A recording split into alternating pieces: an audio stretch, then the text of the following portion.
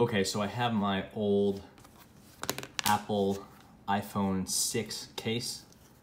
This thing has served me well for about 2 years, but it's completely wrecked and just kind of beat up and faded and starting to wear through at some points. You can kind of see it up there. And obviously no one uses an iPhone 6 anymore, so I figured I would do some experimentation with this guy just to learn a little bit more about the product. So here it is. This is the red one, and see what we can do. So first of all, the suede coating. I've been curious about this. Pull this back. Looks like it's a glued suede.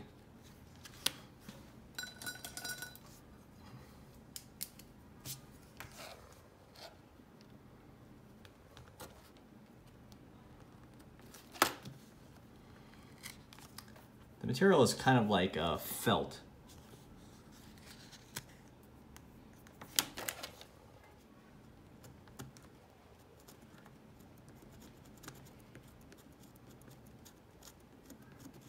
It's not coming up in a sheet, so it really is glued down there well, and the scratching is not going to bring it through.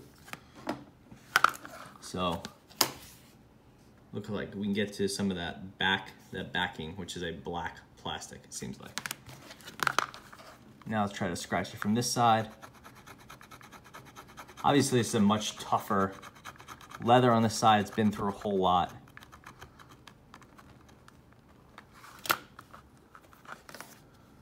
And see if we could pull it up without gouging myself.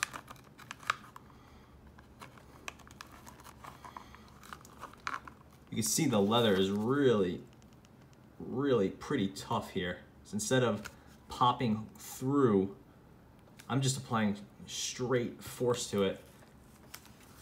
The scissor is undoing the adhesive instead of ripping the leather. It's really a testament to how nice this leather is. And when I have ripped it in the past, like right there, that was a really nasty gouge.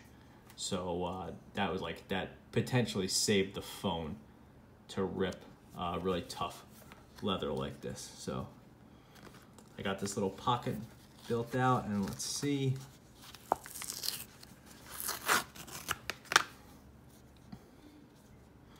Yeah, so it's just a really nice dyed leather. Had some commenters say that this is just some of the nicest leather out there. Maybe it is, maybe it isn't. I'm not a leather expert. I can say it has held up very well, but the dye does make it, does take away some of the natural feeling it has. And now ripping it and seeing this outside, you can see it does have a really nice leather quality to it. So here we can see the body. Clearly it's a leather glued to this plastic case.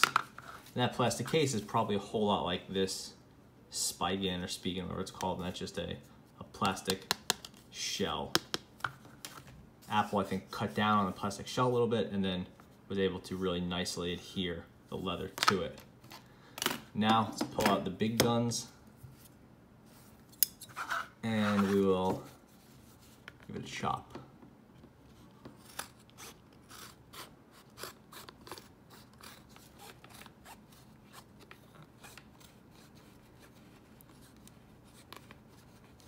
Definitely a change in texture at the end there.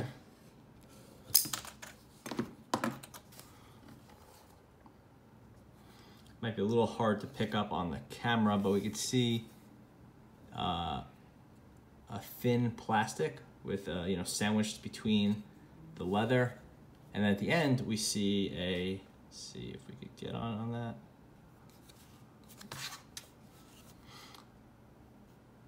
And anyway, at the end here, you could see the leather is also sandwiched, but it is just that much thicker. the plastic is thicker on the end piece than it is over here. So fairly interesting, not shocking. Let's cut it through. Here, do it over here, cut it here, and through.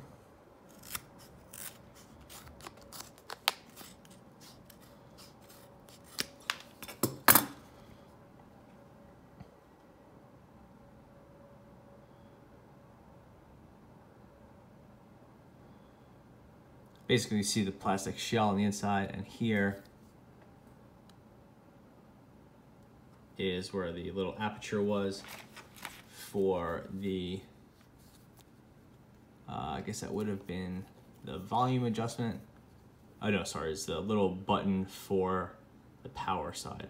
So, and you can see that the plastic was interrupted there so that the button would be easier to press, which totally makes sense. Take the plastic away from there, make the button easier to press.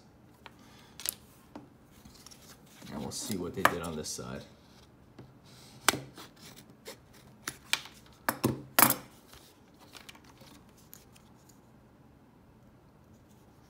Here the plastic stayed, because it probably needed the extra strength to for that little bridge piece right there.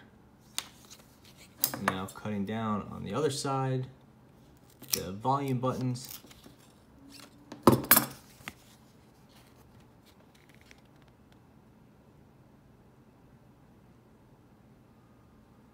See the plastic there, interesting. Okay, so now get the junk out of the way, and I want to take a slightly closer look at the body, see if we can get a look at the black plastic.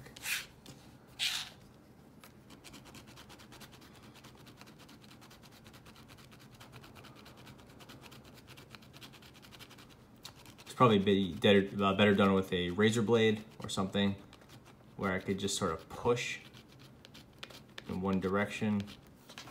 But since I don't have anything like that with me, we'll see. And here we have, basically it's a hard but flexible plastic with this leather really adhered to it, so much so that the leather strands can't pull up together without the harder or the thicker, like the skin, the actual underside, which is that suede material, can only come up when it's being scraped.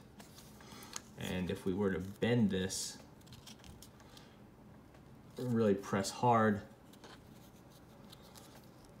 we'll see that it does hold its shape. The plastic is definitely deformed at that point, but we really don't see any markings over here, so it doesn't seem like it's really breaking down so much. If I were to do this, whoa. If I were to do this for a few minutes, I'm guessing it would break eventually, but yeah, now we're starting to get some signs of wear there in the plastic.